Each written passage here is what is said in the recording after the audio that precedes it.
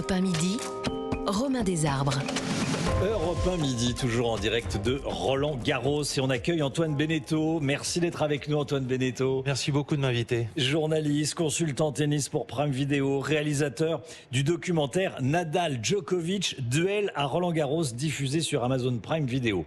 Alors vous êtes journaliste, vous êtes consultant tennis. Pourquoi est-ce que vous avez choisi la rivalité Nadal-Djokovic en particulier, parce que vous auriez pu prendre une rivalité Nadal-Federer, par exemple. Oui, mais l'idée, c'était vraiment de parler de cette rivalité Nadal-Djokovic qui est encore lieu, parce que Nadal, voilà, il est toujours en activité, même si on n'a pas la chance de l'avoir ici à Roland-Garros cette année, et qu'il fallait, voilà, on avait envie de traiter ce duel ici, dans cette arène, à Roland-Garros, parce qu'en plus, on est français, parce que ici, dans les 59 confrontations entre les deux, la première historique a eu lieu ici en 2006 en quart de finale. Rafael Nadal était déjà tenant du titre. Novak Djokovic, le grand public le connaissait moins.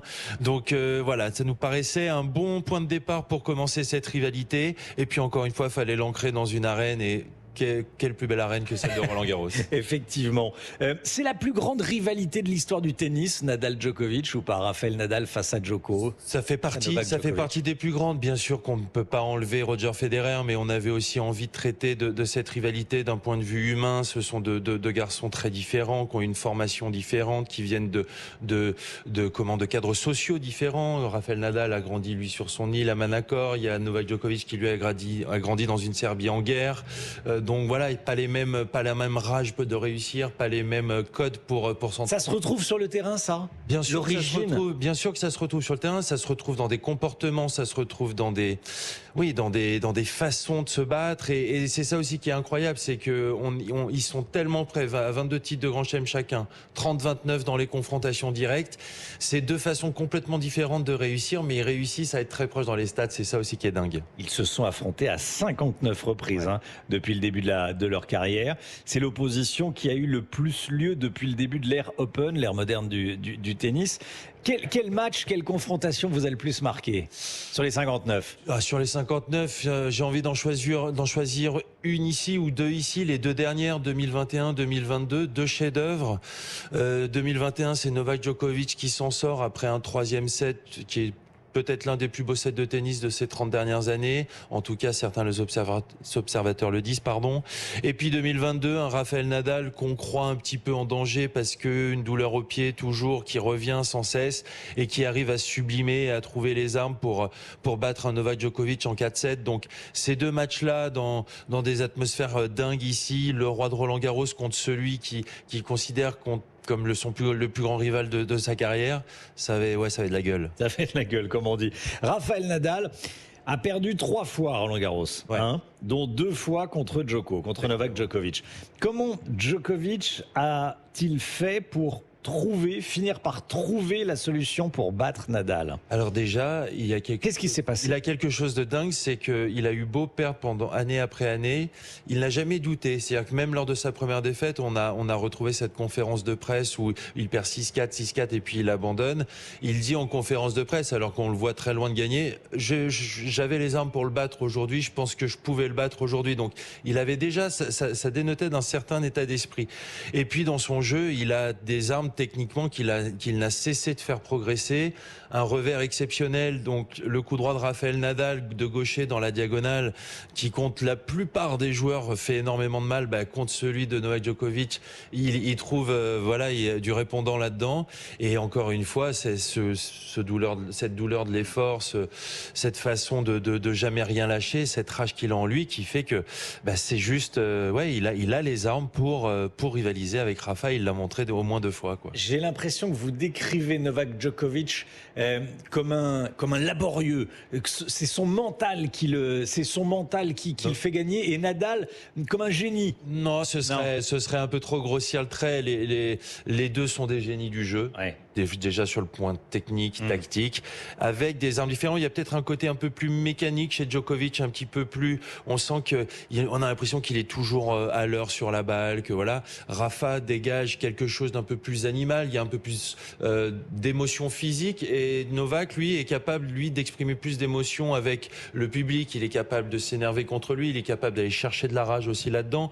Donc il y a aussi dans ce documentaire, on a essayé aussi de décrire ces portraits-là sur le terrain. Alors les deux détiennent actuellement le record de titres en Grand Chelem, hein, c'est fou, 22 titres en Grand Chelem chacun. Nadal est absent cette année pour cause de blessure.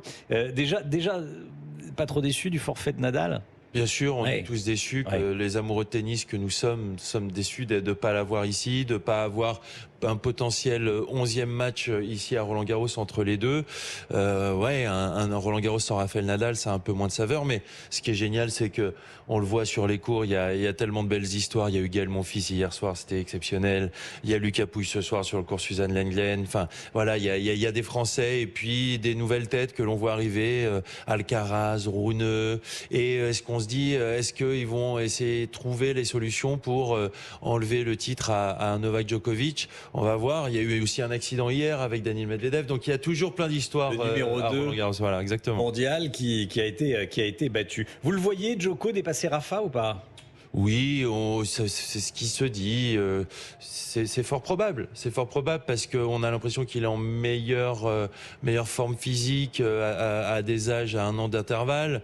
Après, c'est toujours le sport est tellement. On a vu hier avec ces immenses surprises. C'est la beauté du sport, c'est que on essaye de prédire et puis on est content quand on se trompe. Effectivement. Au niveau de la popularité, on voit des différences dans votre documentaire. Hein. Oui, effectivement. En fait, Novak Djokovic est arrivé en 3e position, derrière Roger Federer, derrière Rafael Nadal. Donc, quelque part, le cœur des fans était déjà pris. Et donc, il a senti tout de suite que quand il est arrivé, il a eu cette position un peu de mal-aimé. Mais encore une fois, il a eu cette intelligence et cette force mentale exceptionnelle, d'en faire une force et d'en faire une rage pour essayer de trouver des solutions, pour essayer de dépasser les autres. Oui, c'est ça. Vous avez un préféré, vous, ou pas ? Allez, on se dit tout. Entre les trois, moi j'ai été inspiré par Roger Federer, et puis je trouve que ce qu'a fait ici Rafael Nadal à Roland-Garros, 14 titres, c'est l'un des plus grands exploits du sport, tout sport confondu de tous les temps. Bon, un mot de vous. Vous avez été joueur professionnel. Hein ? Oui. Vous avez été classé 370e mondial au classement ATP. Est-ce que ces deux joueurs vous ont inspiré ? Oh, bien sûr, ça a été des sources d'inspiration exceptionnelles. Ça a été assez dingue de les voir se sublimer sur tous les cours. Et ils ont été, ça a été des grandes sources d'inspiration. Mais après, j'étais tellement loin de leur niveau que, il a fallu se rendre à l'évidence. Et du coup, maintenant, je raconte des histoires. Effectivement. Merci beaucoup d'être venu. Merci beaucoup pour votre invitation. Antoine Beneteau, journaliste et consultant tennis pour Prime Video et réalisateur du documentaire Nadal Djokovic, duel à Roland-Garros. Merci beaucoup, Antoine Beneteau. D'ailleurs, Novak Djokovic, qui sera ce soir dans Europe 1 Sport. Entretien exclusif avec, on va dire, allez, présentons-le comme ça, le favori de Roland-Garros, Novak Djokovic, la légende serbe qui sera au micro d'Europe 1 Sport ce soir. Des réponses 100% en français, langue qu'il maîtrise désormais. Djoko sur Europe 1, Novak Djokovic sur Europe 1 dans Europe 1 Sport.